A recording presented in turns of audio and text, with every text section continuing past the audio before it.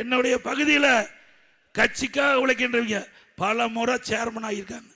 நான் தலையிடுறதே கிடையாது. ஒரு பிரஸ் கவுன்சிலர் கூட நான் தலையிட மாட்டேன். அவகிட்டே ஒப்படைச்சிருவேன். ஒன்றிச்சாலும் நகரச்சாலும் அவையிலே ஒப்படைச்சிருவேன். நீங்களே பாருங்க, இது உங்க கட்சி, இது உங்களுடைய கட்சி. எனக்கு பொதுச்செயலாளர் பதவி கொடுத்துருக்காங்க. என்னுடைய பதவியை நான் பார்க்குறேன். ஒன்றிச்சா பதவி ஒன்றிச்சா பாருங்க, நகரச்செயலாளர் நகரச்சா பாருங்க, பேரூராட்சியா பேரூராட்சி, மாவட்ட சார்பணி பொறுப்பாளர் அவருடைய பதவி பாருங்க அப்படின்னு சுதந்திரமாக விட்டுக்கிறேன். அது மட்டும் இல்லை, எங்களுடைய சேலம் மாவட்டம் முழுவதும் 11 இடம் 10 இடத்துல நான் ஜெயிச்சு கொடுத்தேன்.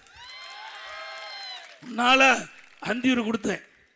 அந்தியூர் இவர் ரெக்கமெண்டேஷன் தான் கொடுத்தேன். 1000 ஓட்டில் தோத்து போயிட்டாங்க. போய் பார்த்தியா, ஓட்டு கேட்டியா? ஏன்னா நீ போனவே இருக்கிற ஓட்டு போயிடும்.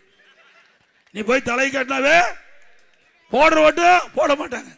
அப்படி ஈரோட்டில் நான் தான் சூறப்புளிங்கிற. ஈரோட்டில் இந்த மாவட்டத்தில் நீங்கள் தானே அதிக நாள் மந்திரியா இருந்தீங்க. எத்தனை தொகுதி கடந்த முறை ஜெயிச்சு கொடுத்தீங்க? எத்தனை தொகுதி ஜெயிச்சு கொடுத்த நீ? இன்னைக்கு அங்க டவுன்ல எல்லாமே அவுட். சிந்திச்சு பாருங்க. இதே அண்ணா திமுக எங்களுடைய சேலம் மாவட்டம் 11 தொகுதியில் 10 தொகுதி 2021ஆம் ஆண்டு ஜெயிச்சு கொடுத்தோம்.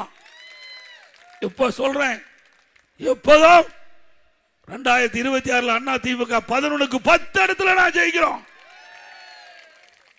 உங்களால உன் தொகுதியில் நீ ஜெயிக்க முடியுமான்னு பாரு. இது சொங்காட்டையன் அவர்களே, உங்க தொகுதியில் நீ ஜெயிக்க முடியான்னு பாரு. சொங்காட்டையா, விளையாட்டு நினைக்காத. உனக்கெல்லாம் மரியாதை கொடுத்து பிரயோஜனமே இல்லை. மரியாதை கொடுக்க வேணுமா? மரியாதை கொடுக்க தகுந்தாளா? என்னைக்கு சிறுமியா பேச ஆரம்பிச்சியோ அன்னைக்கு அப்படி செல்வாக்கு இழந்துட்டார்ல.